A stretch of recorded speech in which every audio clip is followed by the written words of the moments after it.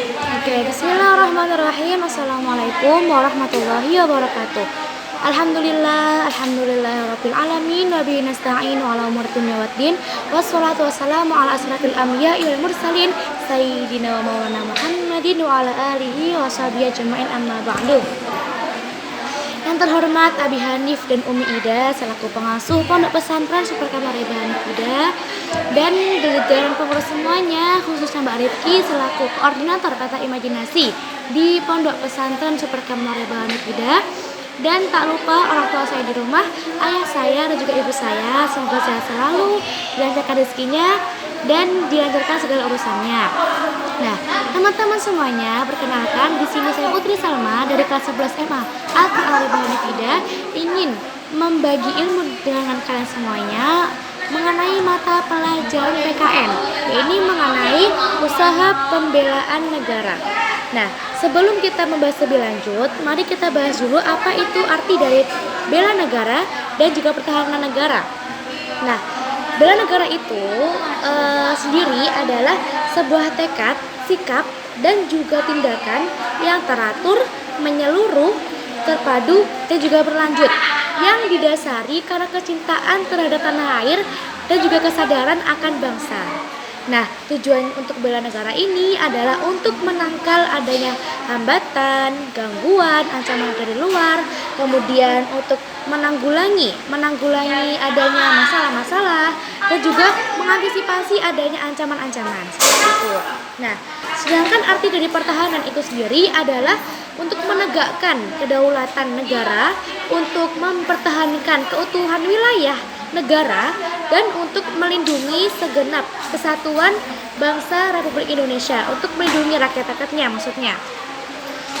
Kemudian usaha pembelaan negara ini ada dua macam, ada yang fisik dan juga non fisik. Kita bahas dari yang pertama, yaitu mengenai usaha pembelaan negara yang fisik. Ini adalah ada istilah yang namanya memanggul bedil, yaitu adalah dengan membawa senjata. Nah, usaha pembelaan negara yang fisik ini adalah biasanya untuk ancaman-ancaman yang didapatkan dari luar. Nah, kemudian usaha pembelaan negara ini adalah hak dan juga kewajiban yang konstitusional untuk warga. Jadi, seorang warga itu memiliki hak dan juga kewajiban yang konstitusional untuk membela negaranya. Seperti itu. Nah, usaha pembelaan negara yang fisik ini diatur dalam Undang-Undang Nomor 3 2002 tentang Sishankam Rata, yaitu adalah sistem keamanan dan juga pertahanan rakyat. Nah, jadi sistem keamanan dan juga keamanan rakyat semesta ini dibagi menjadi 4 yang dilakukan oleh rakyat yang terlatih. Nah, rakyat terlatih ini tadi dibagi menjadi 4 seperti saya bilang tadi. Yang pertama itu adalah menwa. Menwa itu adalah mahasiswa. Menwa itu adalah rasisme mahasiswa. Yang kedua dari rakyat terlatih ini adalah wanra, yaitu adalah perlawanan rakyat. Yang ketiga adalah hansip, yaitu adalah adalah pertahanan sipil atau hansip. Dan yang terakhir ini adalah mitra babinasa, dan masih banyak organisasi pertahanan lainnya. Nah, kemudian fungsi rakyat yang terlatih ini ada 4 macam. Yang pertama adalah untuk ketertiban umum, yang kedua untuk pelindung masyarakat, yang ketiga untuk keamanan rakyat, dan yang keempat ini adalah perlawanan rakyat yang dilakukan pada waktu darurat. Nah, fungsi rakyat terlatih ini dari yang 1 sampai ketiga itu digunakan ketika negara ini dalam keadaan yang damai dan juga perlawanan dari dalam. Kalau misalnya keempat, yaitu perlawanan rakyat, itu dilakukan atau diberlakukan ketika adanya ancaman dari luar, yaitu perlawanan rakyat untuk membela negaranya, seperti itu. Nah, lanjut yang kedua tadi adalah usaha pembelaan negara yang non fisik, yaitu adalah dengan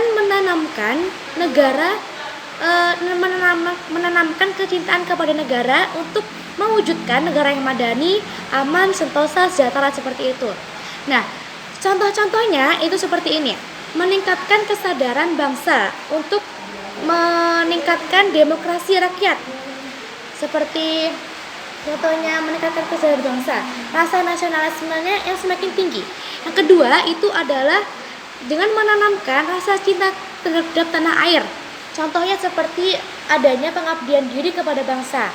Yang ketiga itu adalah berperan aktif dalam memajukan bangsa. Nah, contoh yang berperan aktif ini adalah kita bisa dengan menyatakan atau memberitahukan karya kita secara nyata, seperti itu. Nah, kemudian dengan sadar dan juga patuh kepada hukum dan menjunjung tinggi hak asasi manusia. Dan yang terakhir ini adalah dengan pembekalan mental spiritual. Nah, pembekalan mental spiritual ini adalah sesuatu yang perlu untuk meningkatkan tingkat-tingkat spiritual para rakyat, sehingga para rakyat ini semakin bertawakal kepada Tuhannya masing-masing, seperti itu. Nah, pertahanan pembelaan negara fisik ini juga penting untuk menangkal adanya budaya-budaya luar yang masuk ke negara kita. Dengan seperti itu, kita semakin bisa untuk mempertahankan khas lokal dari negara kita, seperti itu. Nah, contoh dari keresahan sosial ini adalah seperti adanya pelanggaran HAM, kemudian ada kriminalitas, dan juga adanya diskriminasi, seperti itu teman-teman semuanya. Nah, jadi hikmahnya kali ini dengan kita mengetahui usaha pembelaan negara, kita sebagai pelajar semakin mengetahui bagaimana cara-cara kita untuk membela negara kita, khususnya dalam usaha pembelaan negara secara non-fisik, seperti itu. Karena kita masih dalam proses belajar. Oke, sekian dari saya. Apabila ada kekurangan dan lebih, saya mohon maaf. Wassalamualaikum warahmatullahi wabarakatuh.